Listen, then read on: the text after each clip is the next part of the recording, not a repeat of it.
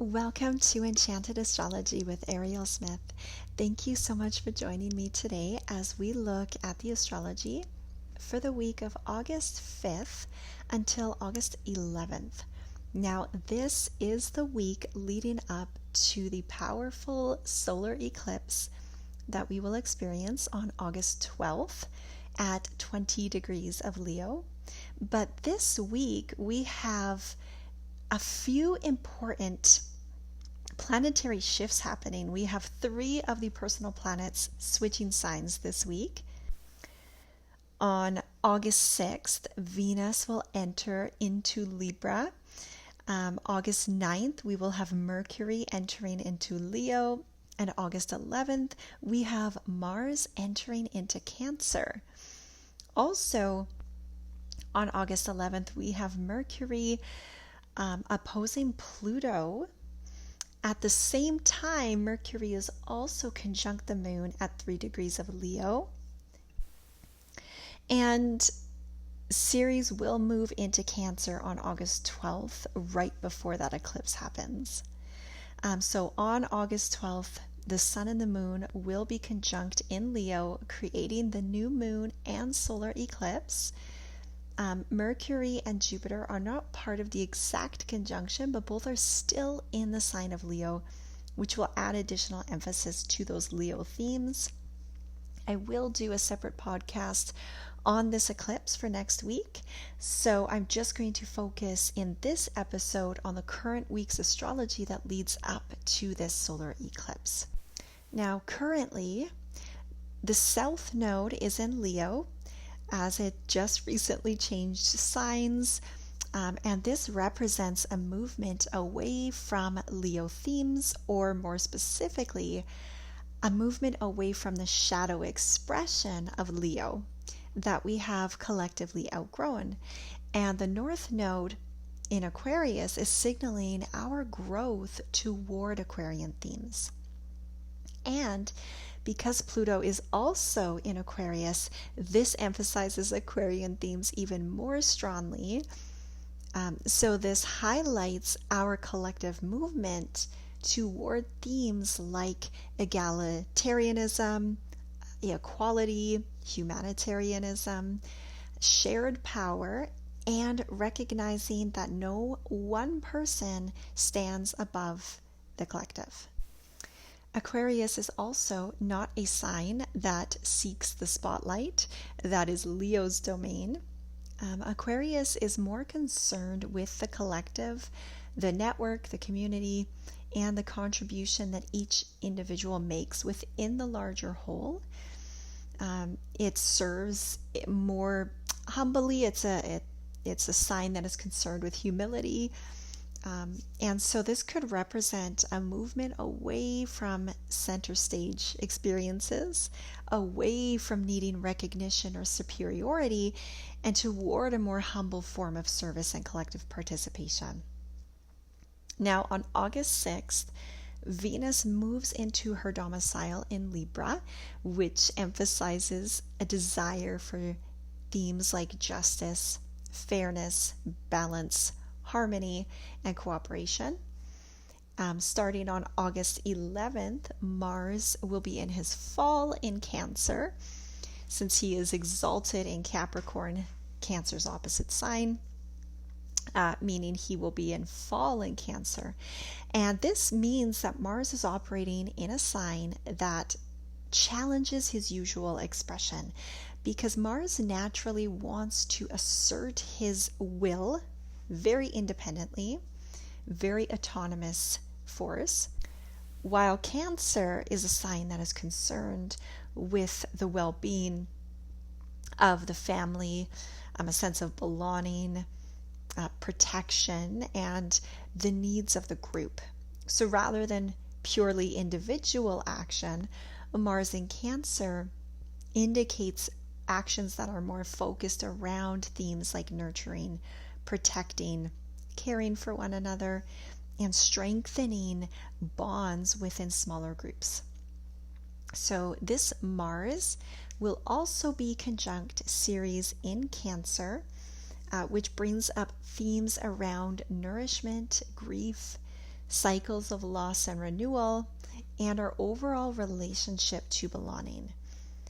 And this is where I would like to begin by exploring a deeper collective theme that I see emerging here, and that is the grief of losing our tribes.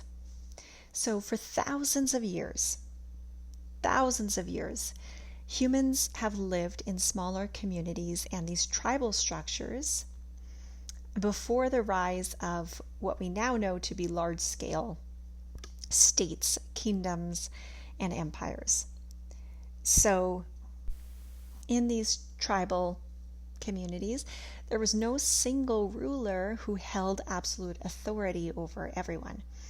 Leadership was very often understood to be a responsibility to the group, rather than a status that placed somebody above others. So those who held any type of position of leadership or a leadership role were often viewed as carrying a responsibility or a sacrifice that was in service to the community.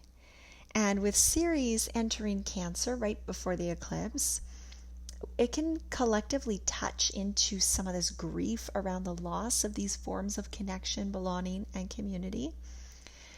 And this does not mean that we necessarily have to romanticize the past or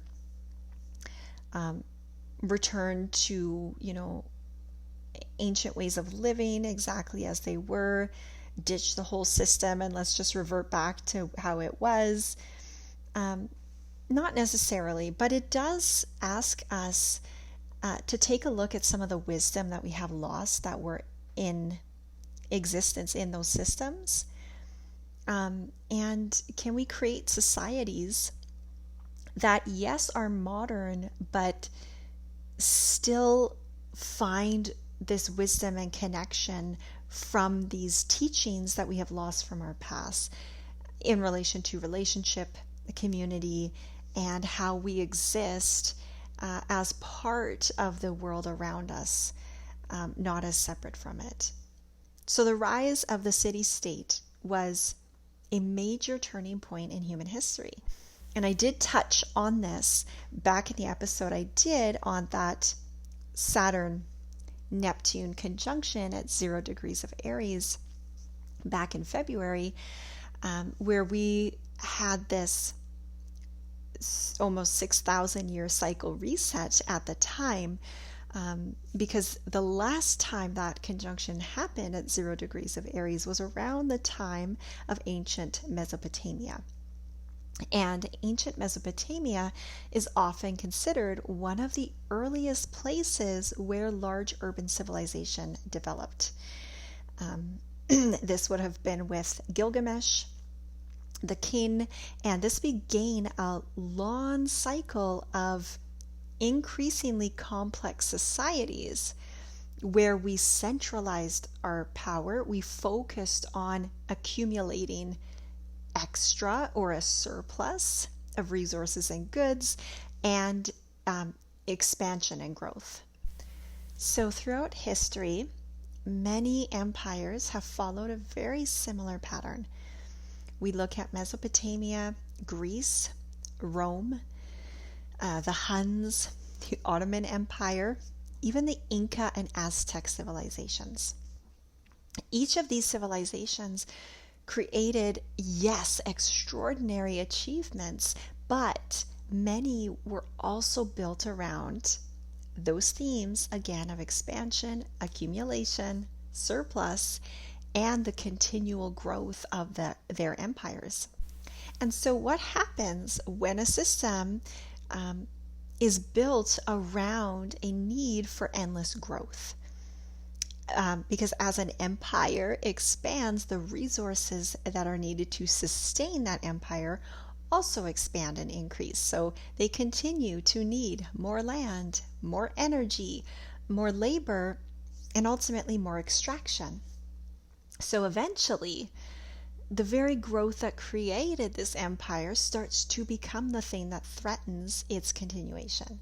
And this is a pattern that we see throughout history because there are limits to this extractive way of life. And this is what happens when systems forget that they are part of a larger living organism. If we think of cancer, the disease, a cancer cell does not recognize that it is part of a body. It only knows growth. It only knows how to expand. So it continues and continues multiplying without regard for the larger system that allows it to exist. And eventually, that unchecked growth threatens the entire organism, including itself. And so this is a very good metaphor for what humanity has experienced through many forms of empire.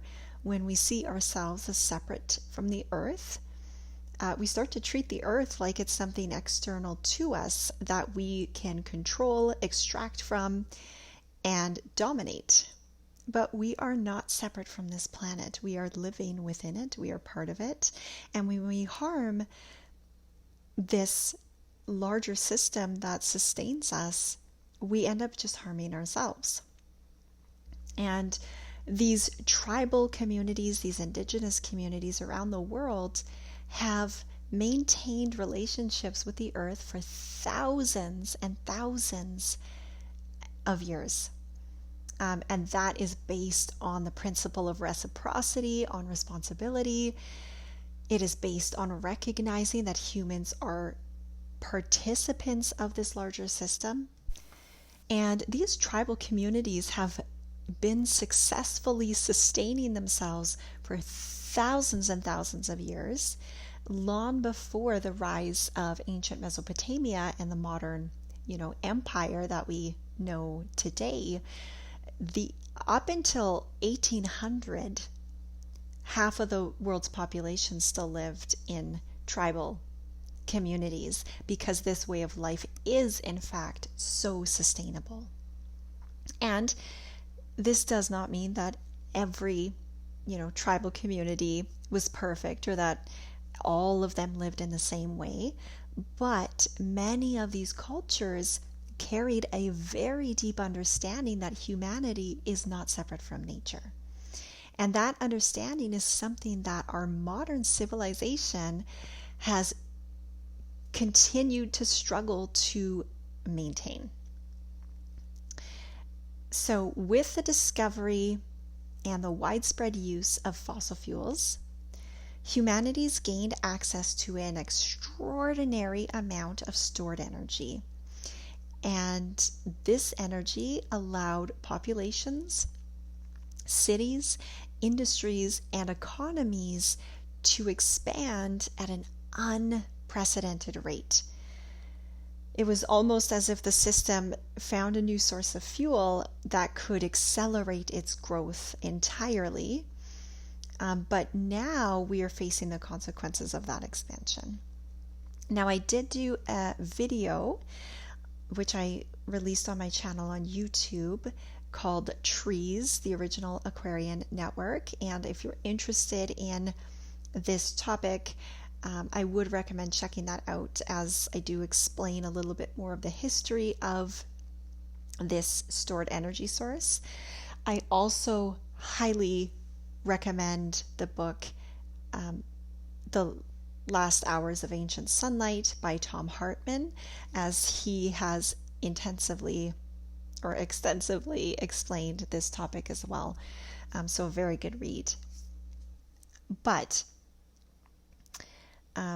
our growth without relationship creates this imbalance that we also see in how the disease of cancer presents, right? It's that uncontrolled growth that ultimately harms, everything it's in relationship with. And we see this on the earth today.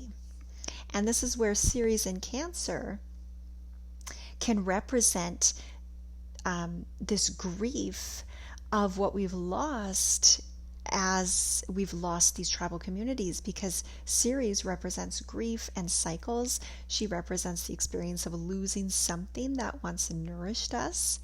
And in Cancer, that grief is connected to, the tribes, to the home, to families, these smaller community units that would sustain us, that we belonged to and were part of. So part of what we are collectively grieving is the loss of that connection, the loss of the tribe, of the village, the loss of remembering that we belong to something larger than ourselves. And Ceres, once she enters into Cancer, which she will do on August 12th, she will immediately sextile Chiron and Taurus. And Chiron and Taurus is all about the wound around our relationship with the physical world. It is the wound of believing that we can even separate ourselves from the world, from Earth. It is the wound of treating Gaia as something that we own and can exploit rather than something that we belong to. It represents the consequences, basically, of our unsustainable ways of living that have now caught up with us in full force. And traditionally, we say that the medicine for Chiron's wound is often found through the opposite sign. So for Taurus, that opposite sign is Scorpio. And Scorpio, as we know, represents transformation, death and rebirth, and the willingness to release what is no longer sustainable so something new can emerge. So the medicine for this wound is not simply making minor adjustments. It is not changing one political party for another. It is not blaming one group of people. It's not pointing fingers or hoping someone else will come and fix the problem.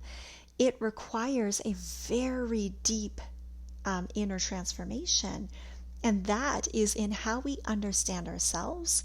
It is a transformation in how we live in relationship with Gaia, since we are inextricably linked to her. And it is a transformation from our view of separation into one of connection.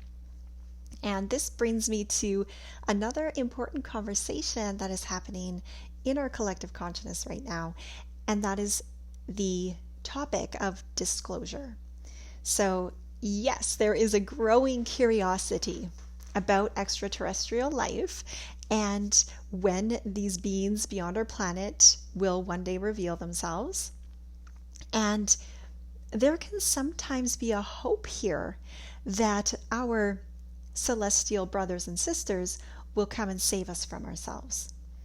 But I believe that this transformation is very much an inside job, because before we can even recognize unfamiliar forms of intelligence somewhere else in the universe that exist in other dimensions that are part of completely different systems, we first have to learn how to recognize the intelligence that is already surrounding us everywhere, within our own dimension, right in front of our faces.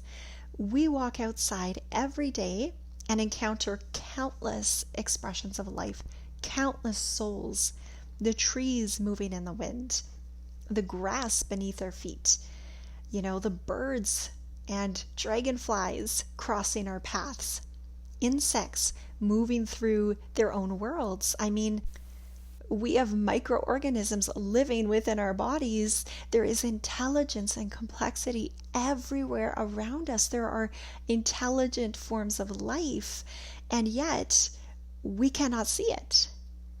Because how often do we look at a tree and only see an object?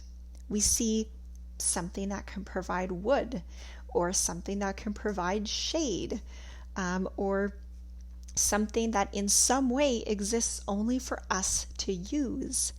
How often do we look at a cow and only see something to eat? How often do we go into a greenhouse and we look at a plant only to see a decoration? Or we look at a weed in our yard and all we see is something inconvenient that needs to be removed. Right? We look at life that exists all around us. These are souls, these are beings forms of intelligence, expressions of life, expressions of the sacred, and we still struggle to see it, but we want to see beings from other planets and other realms and other dimensions. We first need to learn how to see the ones that are already right in front of our face. So we are all, myself included, waiting for contact from other forms of intelligent life. But I believe that the first step is in recognizing the intelligence that already exists all around us. I believe that the first step is in learning how to see, because we cannot protect something that we do not recognize. So how can we protect Gaia and all life on Earth if we do not yet recognize it? So we can't build this stronger relationship with life if we continue to view life as something separate from ourselves that exists for our, own personal use. So if we want to save our worlds, which I believe most of us very much do, we need to be able to see it fully first. And maybe the greatest challenge of this empire consciousness that we have lived within for thousands of years now is that it has taught us the principle of separation. And from that principle, we act from a place of wanting more, growth, accumulation, consumption, and competition. It is the idea that individuals exist apart from the whole and apart from each other. The idea that we can take and take endlessly without consequence. But this is not, I don't believe, the deepest desire of humanity. I don't believe humanity truly wants to consume and take without consequence and more. No, it's just the story that we have inherited. And we have been taught that this is the natural system. We have been taught that growth endlessly is inevitable, and that, our modern civilization will continue forever. And don't worry about ancient civilization's destruction. We're different from every empire that came before us. That is the message that we have received. That is what we have been taught to see. And there's a story that we believe somehow we are more intelligent than past civilizations, which I do not believe is the case. But even in that belief, every tool or invention or any type of technological advancement that we create can only take us as far as our consciousness allows. Because technology cannot save us if we stay disconnected. Knowledge cannot save us if we lack wisdom. And so the first step is in learning how to see. And I notice many people already doing this work, questioning the stories and the narratives that we have inherited, curious about our ancestors and wanting to learn from them and those who came before us, and overall wanting to build a different relationship with the world around us and with each other. And that South Node in Leo is indicating a movement away from that shadow expression of Leo. And again, this does not mean that Leo itself is something that we are leaving behind. No, Leo is a beautiful and necessary energy. Leo represents the heart, creativity, courage, individual expressions, the ability to share our gifts, our unique gifts with the world. But there is a shadow side of every sign. And so the shadow side of Leo can become focused on superiority, grandiosity, excess, extravagance, and gaining influence through status or reputation. It can represent the desire to be more visible, which equals, in the shadow expression, more important and more elevated above others. And with this South Node in Leo, we are being asked to examine where these patterns have shaped our collective experience, where we have created systems, and where some voices are valued more than others, or where we have created hierarchies where some beings are considered more important than others, where we have placed certain individuals, nations, or perspectives at the center of the story. And that North Node in Aquarius is pulling us towards something very, very different. They are on polar opposite ends of the spectrum.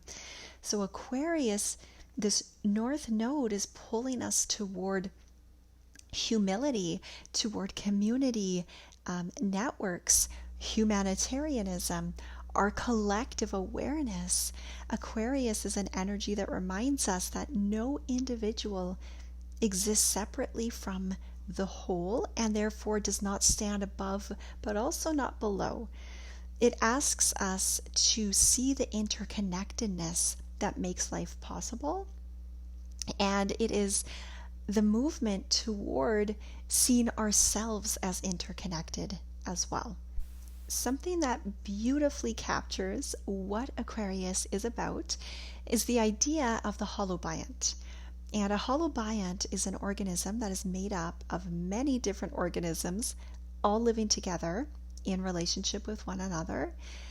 A coral reef is an example, because what appears to just be one structure is actually a community of many different forms of life, all existing together. And humans are also holobionts because our bodies are not one organism made up of human cells. No, we are made up of trillions of microorganisms that all contribute to our ability to live and function.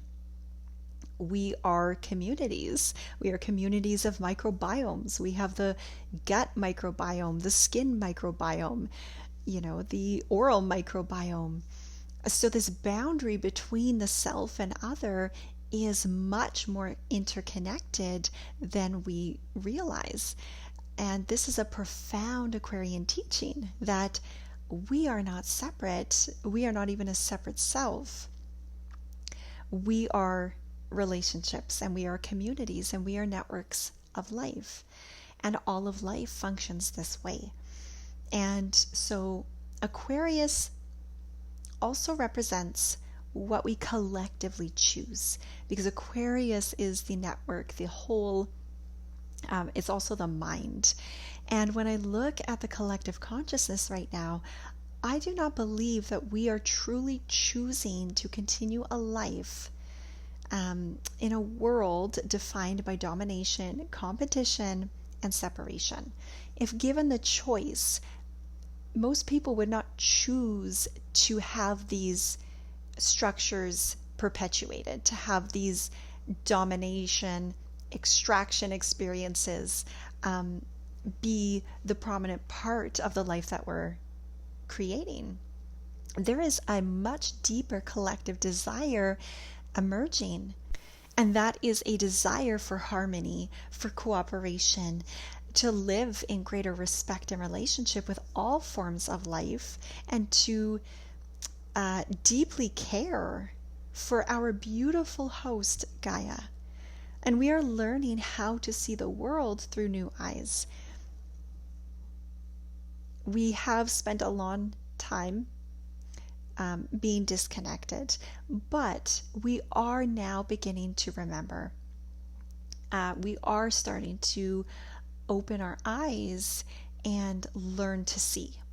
So when that happens, it can feel overwhelming, because now we can see and recognize the extent of the damage that we have created. And that can feel very overwhelming. We can start acknowledging how much, in fact, has been lost. And that's where that grief can come in. And it can feel like the problems are just way too large to fix. Like, oh my goodness, what can I possibly do to make a difference? But this is where Pluto in Aquarius can help us because Pluto in Aquarius represents the power of the collective mind, and that power is immense. We have to be intentional about where we place our focus, and there is intense power in what we choose to focus on. So if we focus only on blame, on arguing, shame, finding someone to condemn, these things, then we remain trapped within the same patterns of the separation because we're still focusing on separation. But if we focus on what we want to create, if we focus on the vision of this world that we want to build, transformation begins. And it begins very, very simply in just how we choose to see. So, very simply, something we can start asking ourselves, how much are we giving thanks for? Can we recognize intelligence, spirit, and sacredness in just everyday things around us, whether it's the tree in your yard, the grass or the soil beneath your feet, the wind moving across your face, the spider in your window, the bacteria in your gut? Can you recognize the sacredness in your family members and loved ones, or the stranger passing by you at the grocery store? Because when we begin to see life all around us, and even within us, as sacred, we begin to act differently. And that vision moves us from the energy of entitlement and domination into gratitude and reverence. And that creates a shift from separation consciousness, into cooperation. And this is where the change begins, and that is how we start building a new world. And this can bring us to this Venus in Libra. Venus in her rulership in Libra is about justice, fairness, balance, and harmony. And I think there is an important misconception about justice that we are being asked to examine as well here, because sometimes we believe that justice is found in reacting harshly to injustice. But two wrongs don't make a right. Justice is an action. It is a way of being. It is choosing fairness and respect, and to treat others as we would want to be treated ourselves. And that is found in things like sharing, helping where we can, considering the impact of our actions. These are just acts. But in the absence of a just action, creating harm toward another person does not create justice. It only creates another unjust action. And this is a difficult lesson because the idea of justice as revenge has been deeply, deeply ingrained into many of our cultural narratives. It is how we've been taught to relate to justice. But as Gandhi famously said, an eye for an eye makes the whole world blind.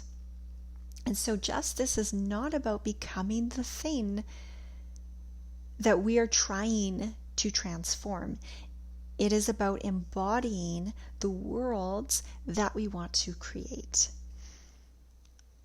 So the configuration that is leading up to this solar eclipse is highlighting these themes around our experience of superiority, or more specifically, our beliefs about superiority. Jupiter in Leo is the beliefs about how we see ourselves. It's our beliefs, our worldview. It's the narratives that we hold about who we are and what we are entitled to.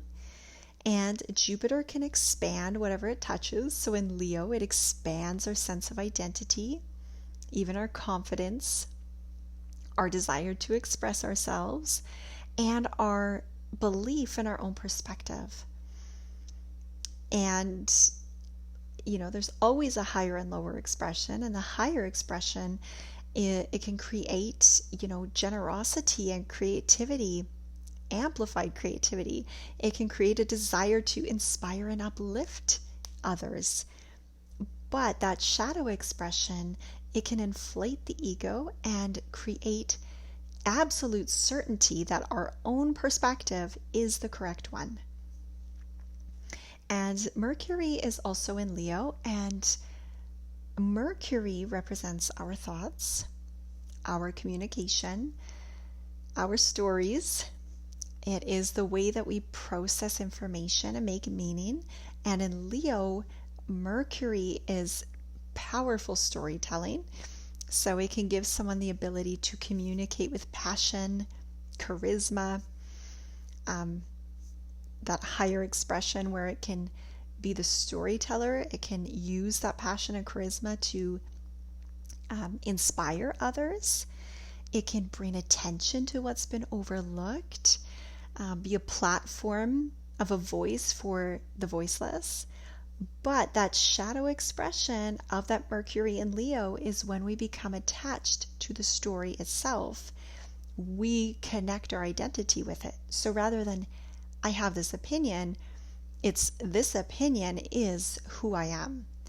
And when an idea becomes part of our identity, questioning that idea can now feel like a threat to ourself, a threat to our identity. And when that happens, we lose curiosity, we shut down, and we stop listening. And this is where we can start to create intense conflict around ideas and stories as well.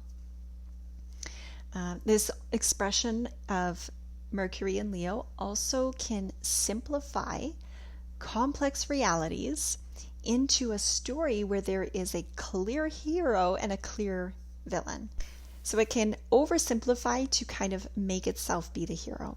So one example of this, if we think back to, colonial narratives, it's like we discovered these lands, Columbus and those expeditions. And when you keep repeating this narrative and this story over and over again, you educate your young with it in schools. It's part of your institutions. It's part of all the stories. We discovered these lands. That's a very oversimplified narrative, leaving out a ton of facts, a ton of nuance in order to make the colonial parties look like heroes. But if we look at the much more nuanced reality, it's we discovered lands that people and civilizations were already occupying. And yes, we formed relationships with them, but they were most often very damaging, incredibly damaging to those societies that lived there. So at first glance, it seems very heroic and it seems like a very simple statement. It's lost all of that nuance. It's lost the deeper realities. And that can be an expression, a shadow expression of that Mercury in Leo. Because people had been, in fact, living there for thousands of years. There were communities, cultures, languages, relationships with the land. And so the difference between the two narratives is actually very important. Because one places the outsider, the discoverer, at the center of the story as the hero, and the other recognizes a much more complex reality that was going on. So this can represent stories where one group is the hero, narratives, right, where one nation is the hero and stuff like that. And oversimplifying groups, oversimplifying the stories, creating labels like, civilized versus uncivilized, developed versus primitive. These are very oversimplified, grossly oversimplified labels that we have attached to groups of people, to stories, in order to create a narrative where, the colonialists were heroes because they were civilized, and, we know the history. So that's the narrative. Is that the reality? Actually, no. We're starting to understand how deeply intelligent, sustainable, ethical, and beautiful these tribal communities were, that we have lost because of, the damage done by these oversimplified narratives. So now there is a shift to get back in touch with this wisdom from our ancestors, from those that came before us, from ancient civilizations, the wisdom that has been lost about, knowledge of the land, about ways of living where humans were part of nature, all these different perspectives on our interconnected life. And those perspectives were diminished or lost as these tribal or indigenous communities were forced into systems that prioritized empire, extraction, assimilation, and growth. And again, it's not about, creating just a new simplified narrative where one group is entirely good and another is entirely bad. We're hoping to learn the lesson and not continue to repeat the same pattern. But it is important to recognize there is incredible complexity and nuance. It is about deeply wanting to listen and understand the world around us. It is about allowing more than one perspective to exist so we don't fall into, our blind sights. And this is exactly the evolutionary movement from that shadow side of Leo toward these Aquarian themes that is happening with these nodes being in the signs of Leo and Aquarius. So with the upcoming solar eclipse occurring near that south node in Leo, we are being asked to examine these shadow expressions. Where are we overly attached to our own narrative? Where do we assume that our perspective is the only correct one? Where do we fail to recognize complexity and nuance? And one of the greatest challenges of Mercury in Leo is certainty, and the belief that our story is the whole story. And we have experienced many examples throughout history where empires have operated from a place of, extreme certainty, that their way is the right way, that their worldview is the superior one. And that certainty justified their domination in their minds. And the astrology here is suggesting that these narratives are ready to really deeply be questioned, because consciousness is now evolving through the willingness to see more.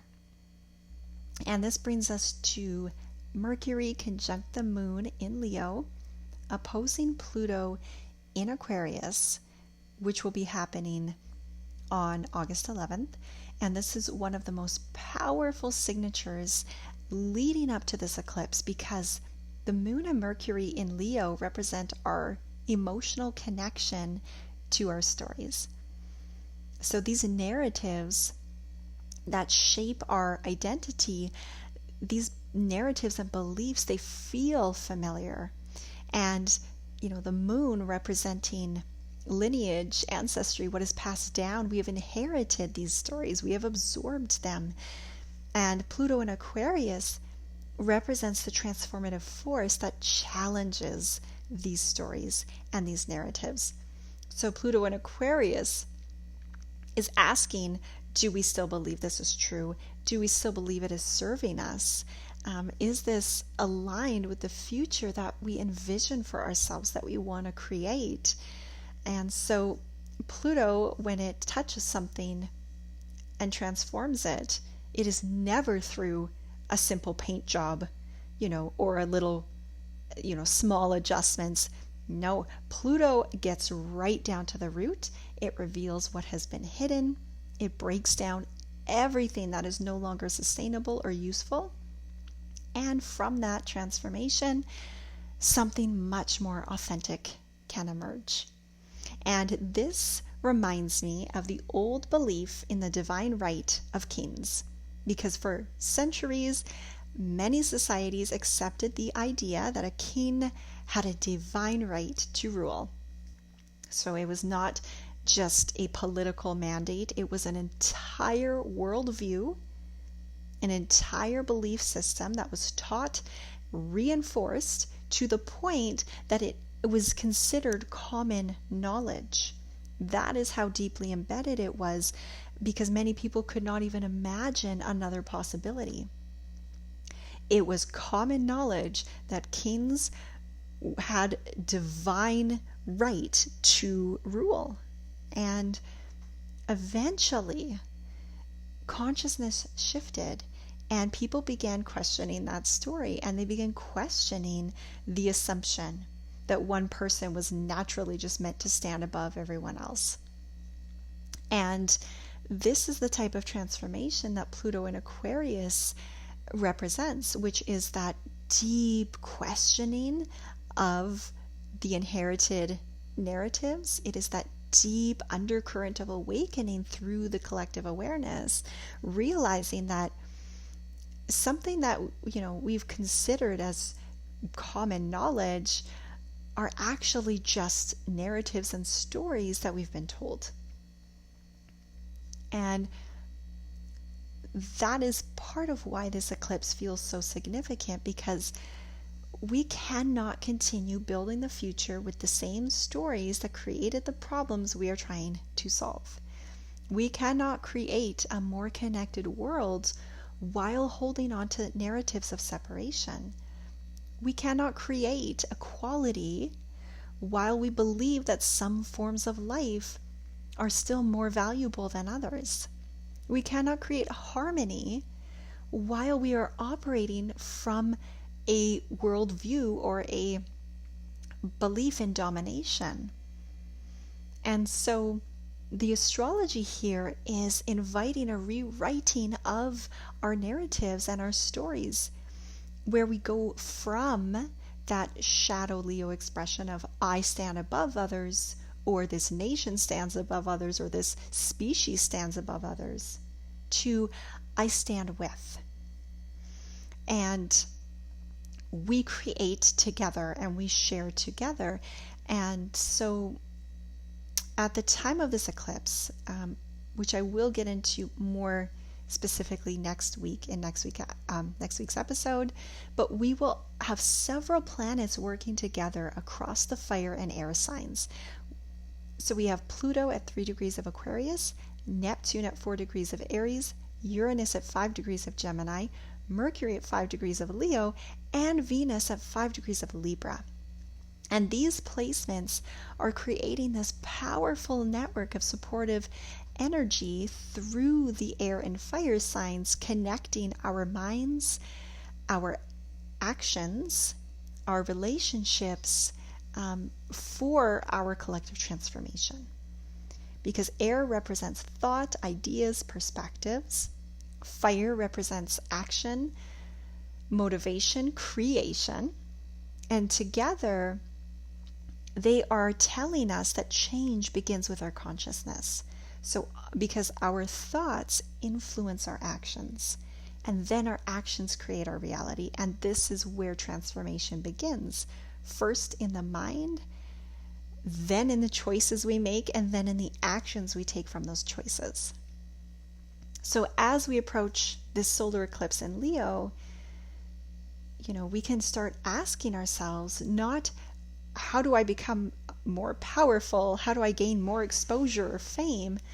We can ask ourselves, how do we use our power in service to life? or use it to use our voices to uplift others rather than to dominate others? How do we tell stories that create connection rather than separation? My favorite one, how do we recognize the sacredness already surrounding us?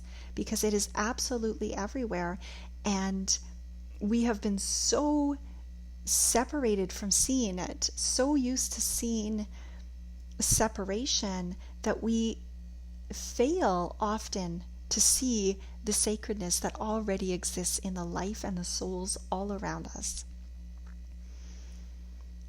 And so changing the way we see is going to start the change that we want to see in the world. Now, this week's Yin Yoga practice is centered around the Mercury-Pluto opposition. And in this practice, we explore some of the more heroic narratives that we've inherited, the stories that have shaped our identities and influenced the way that we see ourselves and the world around us. And we gently notice where these narratives create contraction in the body, especially within the heart center. And we create space for a more expansive and complex understanding to emerge, where we can honor the many different experiences, voices, and expressions that make up the whole. And so through this process, we allow the heart space to soften, open, and even expand. So if you would like to continue exploring this aspect somatically, this practice is available through the Yin Yoga Studio at enchantedastrology.ca. So thank you so much for listening in today. I wish you a beautifully perceptive and harmonious week ahead, and I will be back next Wednesday with another episode.